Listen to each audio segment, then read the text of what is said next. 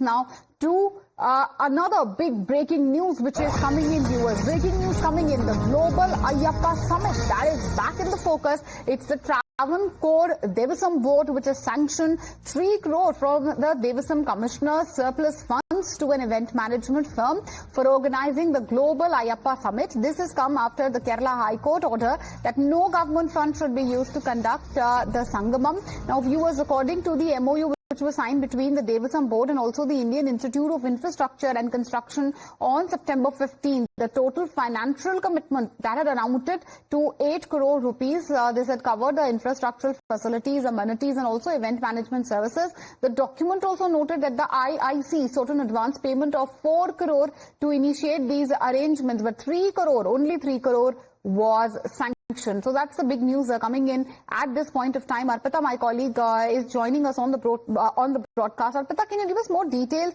The Global Ayyappa Summit, that's back in focus. The Travancore Devasam Board had sanctioned 3 crores from the Commissioner's surplus funds for the event management. But what happened after that? Can you help us understand this entire controversy?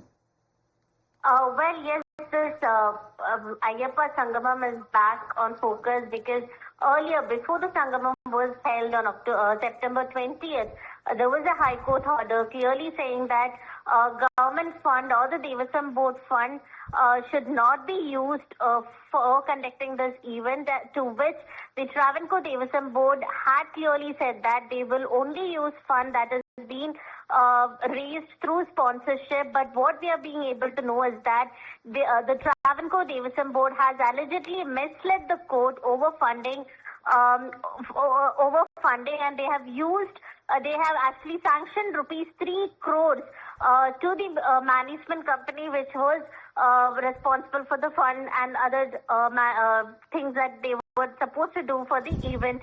Now, this key evidence comes from an order issued by the Devasam Commissioner 5 days before the summit, that was September 15th. Now, under the Memorandum of Understanding, they have clearly, the management company had asked for about 8 crore rupees.